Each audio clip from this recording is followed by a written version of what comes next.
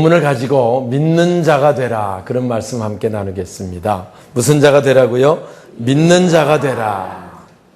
좀 더 길게 말하면 부활을 믿는 자가 되라, 그런 말씀입니다.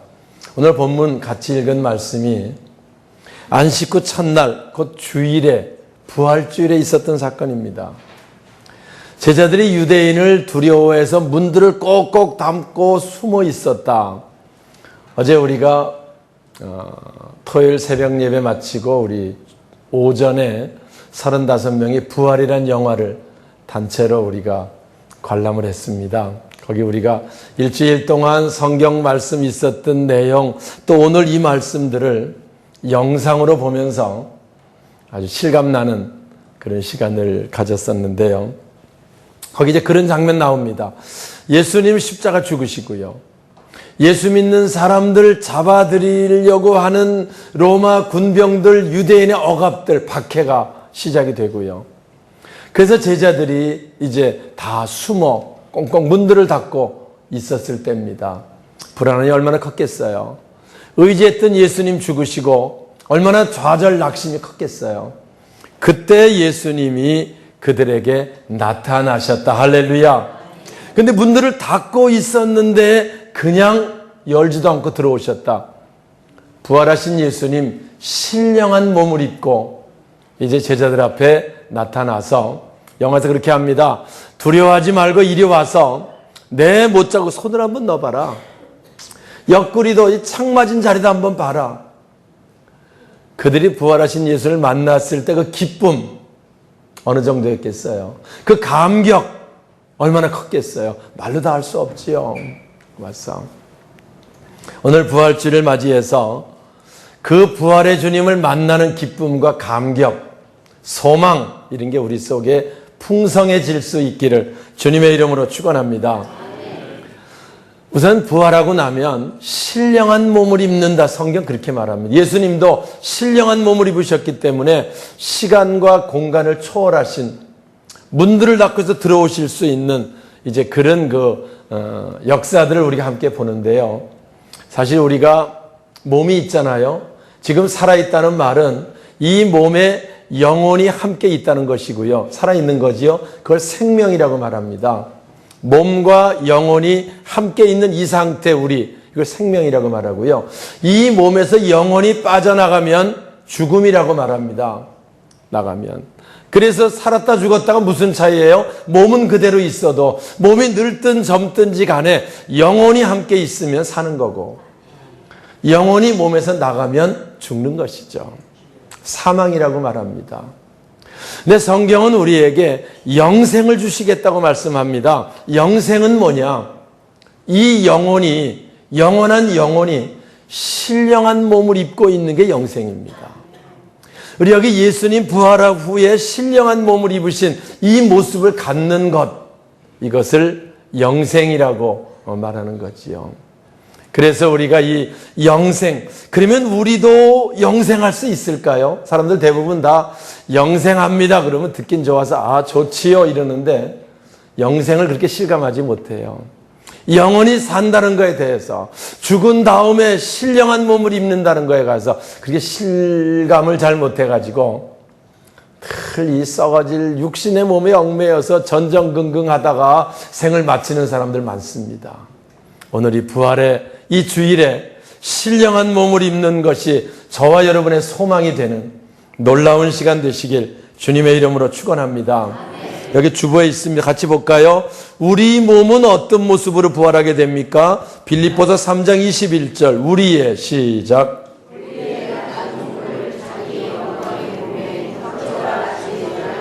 할렐루야. 우리가 지금 낮은 몸입니다. 썩을 몸입니다. 다 육신은 영원히 나가면 며칠 안에 썩게 돼 있습니다. 이 낮은 몸이 주님의 영광의 몸의 형체, 오늘 여기 나온 이 제자들이 만났던 부활 후 주님의 그 신령한 몸, 그 신령한 몸을 입는 것으로 변하게 하시겠다. 그게 죽은 다음에 부활로 이루어진다는 말이죠. 고린도전서 15장 42절 좀 더 볼까요? 죽은 자의 부활도 시작.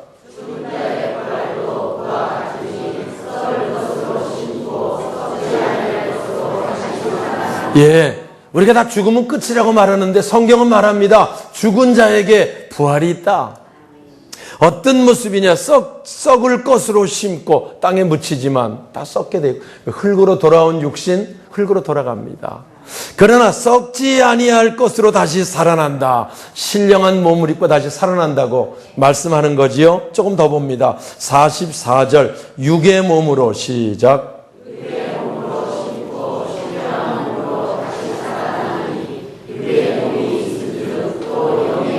그렇습니다. 육의 몸으로 심고 무슨 몸으로 다시 살아나요? 신령한 몸으로 다시 살아난다. 할렐루야. 이게 부활 후에 우리에게 주어지는 놀라운 하나님의 역사인 줄 믿습니다. 우리 육신은 흙에서 왔기 때문에요. 흙으로 돌아가게 돼 있고요. 부활 후에는 하나님 주시는 신령한 몸, 여기 이 모습, 이 몸을 우리도 입게 되고 그래서 주님과 함께 영원히 사는 영생에 들어가게 된다고 성경 우리에게 말씀하시고요. 이것을 믿는 것이 믿음이라는 거예요. 사실은 우리 영혼은요, 본래 영혼은 영원한 존재입니다. 여기 보면 나이가 50, 70, 80 이렇게 훨씬 넘으신 분들도 계십니다. 그런데요, 70, 80대니까 우리 영혼이 늙습니까? 우리 마음이 늙어요? 마음은 늘 그대로입니다. 늙는 것은 뭐만 늙어요? 주름살, 이 몸 이런 것만 찌글찌글해지는 거지요. 마음은 늘 그대로인 거예요. 마음은 본래 늙지 않는 겁니다. 왜? 영원한 존재이기 때문에 그래요. 영혼은 영원한 존재이기 때문에 그래서요. 사실은 우리가 누구든지 죽으면 다 부활합니다. 믿는 사람만 부활하는 게 아니고요. 믿지 않는 사람도 부활해요. 무슨 몸을 입고? 신령한 몸을 입고. 그런데 우리는 신령한 몸을 입고 천국에서 영원히 사는 거고요. 그거를 영생 이렇게 말하는 거고요. 믿지 않는 사람도 부활을 하는데 신령한 몸을 입고 부활. 다시 말하면 썩지 않는 몸으로 부활하는데 지옥에 가서 영원히 그거를 영멸 이렇게 말하는 거예요. 우리가 믿는다고 하는 것은 주님과 함께 영생하는 것. 그게 우리 소망이고 목표고 그 우리에게 약속되어 있고요. 믿지 않는 자들에게는 지옥에서 영원히 영멸 그게 예정되어 있다는 거예요. 맞어. 그래서 우리가 예수 믿는 게 중요하고요. 그래서 예수 부활이 우리에게 엄청난 기쁨이고요. 우리 가족들 중에 우리 친지들 중에 아직까지 주님을 영접하지 못하면 영접해서 영생으로 인도하는 영멸에서 영생으로 옮겨지는 놀라운 역사를 이루어야 할 줄 믿습니다. 그게 지금 우리가 선택하는 거고요. 그래서 우리가 예수 믿는 거예요. 우리가 예수 믿고 이 땅에 장사진 조금 잘 되고 병도 좀 고침받고 애들도 잘 되고 물론 필요하고 중요합니다. 이 땅의 삶도 하나님 자녀답게 축복된 삶이 되지요. 그러나 그보다 더 중요한 게 뭡니까? 신령한 몸을 입고 주님 나라에 가서 영생하는 것. 할렐루야. 영생하는 것. 그게 바로 우리의 목표입니다. 우리가 나중에 영멸 가운데 들어가게 된다 그러면 그건 더 어떻게 할 수 없는, 말로 할 수 없는. 그래서 우리 고난주간 같이 읽었잖아요. 예수를 배반한 가룟 유다에게 말합니다. 주님이. 너는 차라리 나지 않으면 좋을 뻔했다. 주님 아시잖아요. 영원한 영멸에 들어가서 그 불구덩이 고통을 아시니까 차라리 너는 나지 않으면 좋을 뻔했다. 그렇게 말씀하십니다. 오늘 우리가 예수 믿고 부활의 기쁨에 동참하며 부활의 소망으로 신령한 몸을 입고 영생하는 소망이 우리들 속에 풍성해지시길 주님의 이름으로 축원합니다. 사람이 영생의 소망을 가지면은요, 세상에 있는 어떤 것들에 얽매이지 않습니다. 사실 현대인들의 특징이 늘 불안하다 그러잖아요. 늘 걱정, 근심, 염려, 거기에 늘 얽매여 삽니다. 사실은 이 제자들도 예수님 십자가 죽으시고요. 그들이 그 문을 닫고 몹시 두려움에 떨고 있었다고 성경은 기록합니다. 나중에 그들이 부활하신 예수를 만나고 나서부터는 전혀 두려워하지 않습니다. 어제 영화 볼 때 호민관이 예수 부활을 거짓말로 믿지를 못하고 이제 그들을 잡아다가 고문을 하고 너도 한번 십자가에 못 박혀 보겠느냐 못을 던지고 하는 장면이 나오는데요. 전혀 개의하지 않아요. 맞아. 그런 위기가 있었지만 그들은 그 마음속에 있는 기쁨, 평안, 참 멋지게, 역시 영화 멋지게 표현했더라고요. 사랑하는 여러분, 여기 제자들도 주님 만나고 그렇게 바뀌어지는 모습을 나오는데요. 만약에 이 제자들이 3일 후에 내가 부활하리라, 오늘 새벽에 말씀 나눴어요. 갈릴리에서 만나리라. 아마 그 말씀을 기억하고 있으면 벌벌 떨을 이유가 있겠습니까? 근데 믿는다고 해도요, 말씀을 품고 있으면 평안이 있는 거고요. 믿는다고 해도 말씀 없이 살면 늘 불안과 두려움 가운데 살게 되는 거지요. 사실 예수님은 우리에게 평강 주시기 위해 오신 분입니다. 본래 우리는 하나님 축복 속에 평안 가운데 살 수 있도록 지음 받았는데 우리가 아는 대로 죄가 들어오잖아요.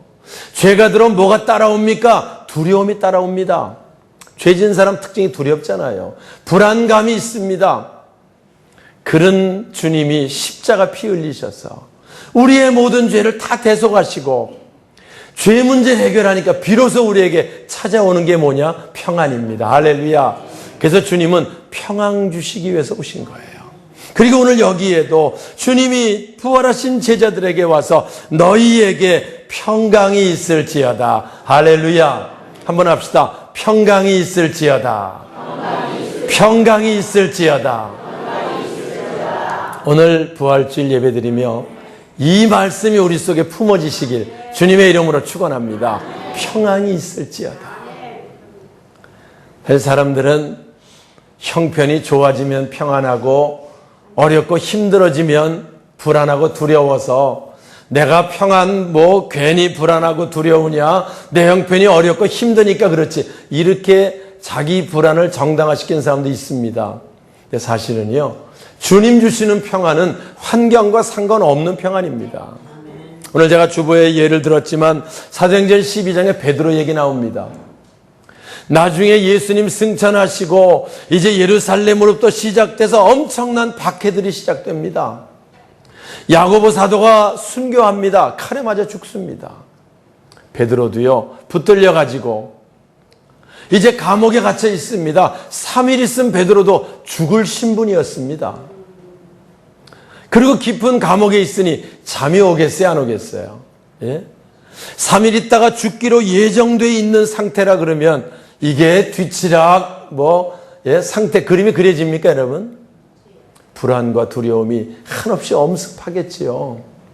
그러나 베드로는 성경 말합니다. 깊은 잠을 자고 아니 그때 잠이 오겠어요? 여러분이 만약에 그런 상태라면 나는 잠잘 수 있겠습니까? 예? 내가 이제 어떻게 죽을까? 나를 죽일 때 야고보처럼 칼로 죽일까? 예수님처럼 십자가에 못을 박을까? 예? 수많은 불안과 두려움이 있었을 텐데 베드로는 그러지 않았어요. 잠을 자고 있었다. 그 안에 예수님 평안이 있었다는 거지요. 할렐루야. 나중에 천사가 깨웁니다. 일어나라. 자기는 잠자는 줄 알았어요. 꿈꾸는 줄 알았어요. 이런 옷을 들어라. 들고 밖에 옥문 열고 나와 보니까 정신 차리고 이제야 하나님이 그의 천사를 보내서 나를 사망에서 건져내신 줄 내가 알겠구나. 할렐루야. 그렇게 고백합니다. 사랑하는 여러분, 주님 주시는 평안, 부활을 믿는 믿음, 이것이 자리 잡으면은요, 환경과 상관없은 평안, 기쁨이 우리 속에 풍성해지는 줄 믿습니다. 할렐루야. 너희에게 평강이 있을지어다. 이 평안이 우리에게 와서 질병으로 인한 두려움, 물질로 인한 두려움, 세상 환경으로 인한 두려움, 모든 환난으로 인한 두려움이 깨끗해지고 다 떠나가고 주님 주시는 평강이 넘쳐날 수 있는 오늘 귀한 주일 되시길 주님의 이름으로 축원합니다.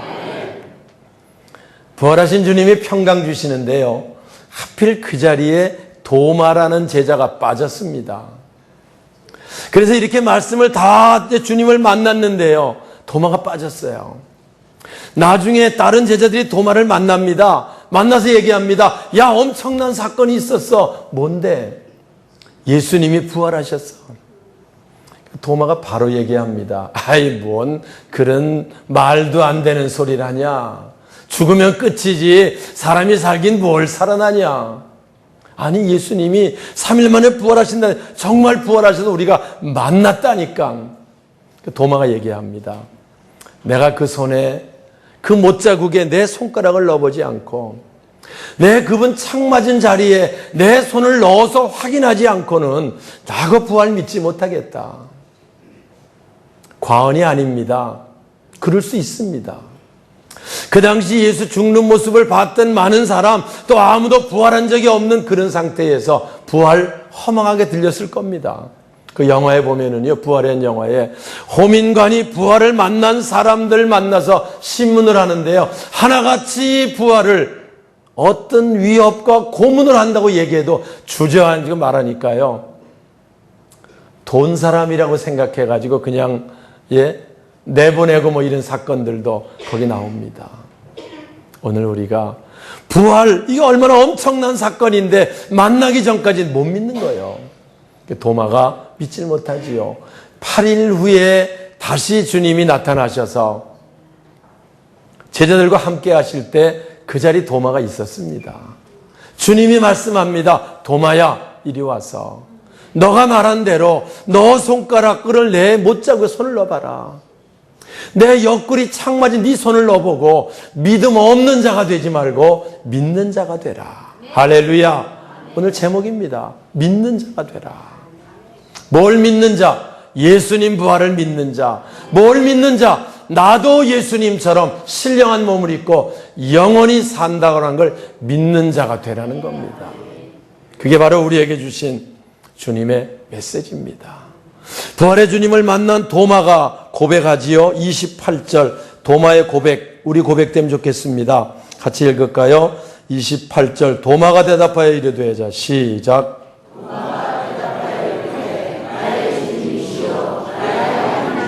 할렐루야.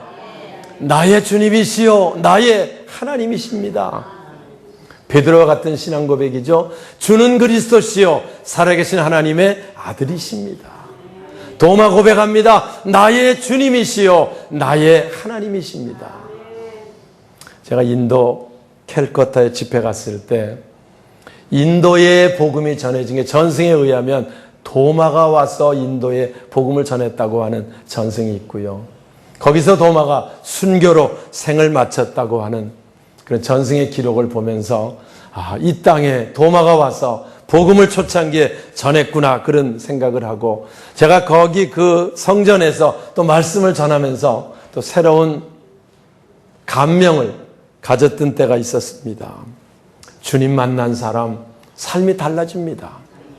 그 부활의 영화의 마지막 부분에 호민관이라는 직책, 총독 다음 직책, 굉장한 직책이고요. 영광된 자리였지만 그 반지를 빼서 내려놓고 한 밥 한 끼 먹은 밥값으로 내놓고요. 이제부터 내가 주님의 제자로, 이제부터 내가 이 엄청난 역사의 주인공으로 내가 남은 생에 살겠다는 결단으로 영화를 마치면서요. 오늘 제가 그랬어요. 우리 35명 봤지만 우리 보지 않은 다른 분들 다 함께 보면 좋겠어요. 돈이 없는 사람 얘기하세요. 제가 개인적으로 드릴 테니까. 하여튼 그래서 다 한번 보고요.